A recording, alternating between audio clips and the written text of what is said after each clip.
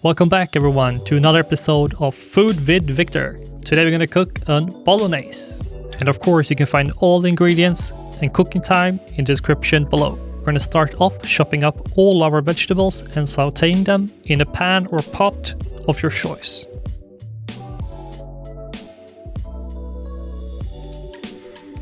Once your onions are peeled, put your pot on medium heat.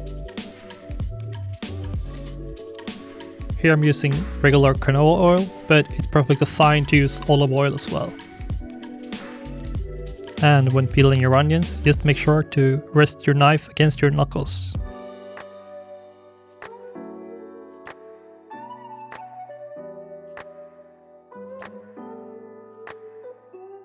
And it's time to start sauteing or browning our onions. We're doing this to create more sweetness and deepness into the vegetables before boiling them together with the meat. And don't forget to season your onions with just regular kosher salt. And don't forget to stir once in a while to prevent the vegetables from burning. And since there are as many Bolognese recipes as there are Italians, my recipe will be also different than everyone else. I'm going to use 3 cloves of garlic, 1 I'm going to chop up, and 2 of the other ones I'm going to use whole and just add them to the pot and let them boil for a long time to add extra umami.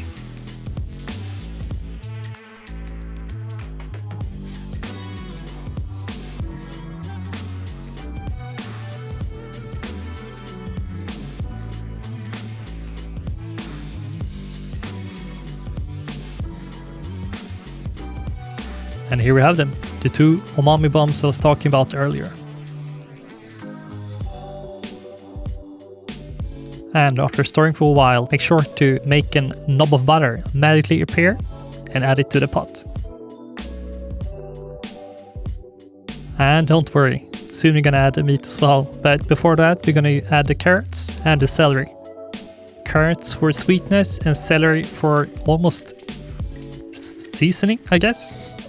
Jokes aside, the celery will add a peppery, almost vegetable stock-like flavor to the pot. There's been a lot of arguments online how to chop the vegetables for your bolognese, but the truth is, it doesn't add anything to the flavor, just a texture thing. So, chop your carrots how you see fit.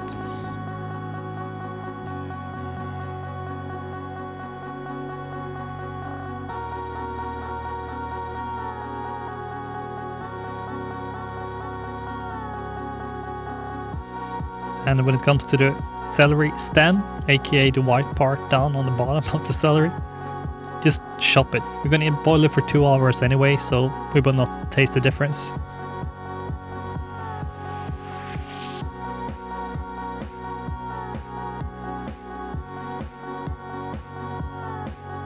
And if you're cooking along with me, we're finished with the cutting board, so you can go and clean that off.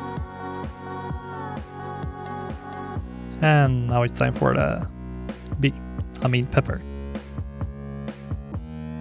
And if you want to try to make this recipe by yourself, just check down in the description box down below to see all the ingredients.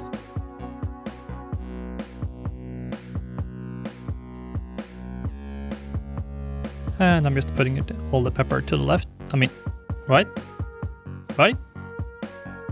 Along with thyme, tomato paste, and the garlic. Beef broth, and Bolognese Recipe, red wine.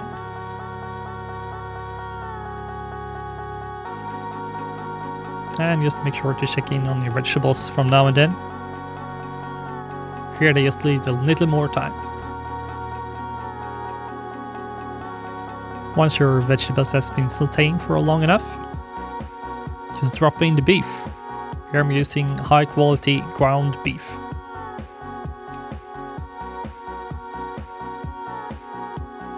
And you don't want your beef to burn, but you want to have some color on it at least. One thing that's really great with the bolognese, that it's great to eat by itself, but amazing to add to a lasagna. But that's for another episode. And once your beef is almost done, add the tomato paste. And some more. And some more. And that's it. And here you can put on the pan on a higher heat because you always want the tomato paste to burn a little bit, to become a darker red, if that makes sense. Once you feel that the tomato paste is finished, add your thyme, canned quality tomatoes. Don't go for the cheap ones. Keep on stirring until everything is incorporated. This is kinda optional, but I'll recommend it. Add some beef broth. This will add a deepness to the pot. And make sure to not forget the red wine.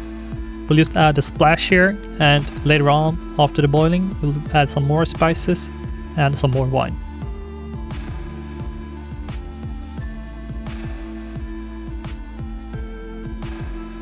And now it's time for almost the hardest part in cooking. Waiting. We're gonna boil this for 2 hours on low/low medium heat.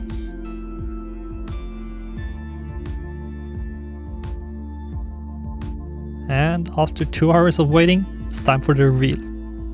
And here we have it. And as you can see, some liquid has been boiling away, and that just makes the flavor more concentrated and even deeper in flavor. Does any responsible amateur or professional chef. Time for tasting. This needs some more red wine, as I talked about earlier, and some more thyme. And also bring forth all of your dry spices. And some of you might be wondering why we're adding red wine to the pot. This has two functions. Yes, it's a great flavor. It has a great acidity that will help to break down the deep meat flavor in the bolognese.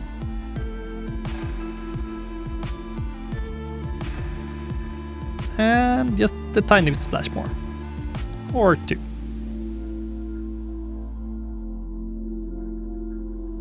And just set it to simmer for around 10 minutes. And last but not least, Parmigiano Reggiano, or aka Parmesan cheese. And a pinch of black pepper, or two. And when it comes to choose which age on your cheese to get, I'll recommend minimum 12 months. And some of you might think I'm crazy to adding the Parmigiano Reggiano to the bolognese, but just wait. Just make sure to don't add everything, save some for later.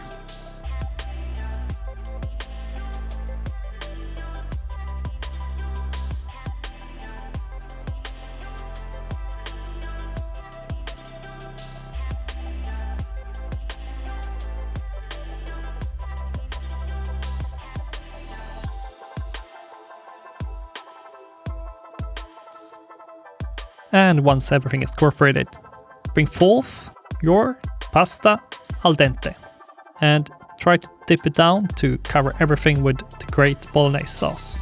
Plate it up and heave 2 big spoons of the bolognese on top. And don't forget to add a generous sprinkle with the Parmigiano Reggiano. And there we have it, pasta bolognese.